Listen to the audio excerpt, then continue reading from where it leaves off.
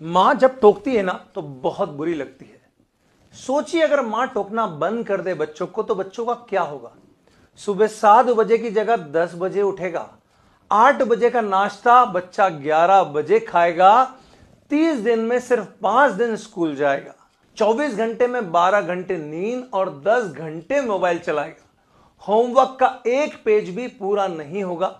सुबह का खाना शाम को खाया जाएगा। एग्जाम में 100 में से अंडा आएगा।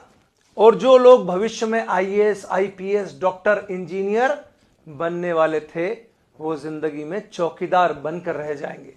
यह भी सच है कि जिसे मां ने जबरदस्ती पढ़ने नहीं बिठाया उसे किस्मत ने वहीं बिठाया जहां उसे बैठना पसंद नहीं था। इसीलिए मां की बात आज सुन लो, नहीं तो कल जिंदगी तुम्हारी बात नहीं सुनेगी। मां जब टोकती है ना तो बहुत बुरी लगती है। सोचिए अगर मां टोकना बंद कर दे बच्चों को तो बच्चों का क्या होगा।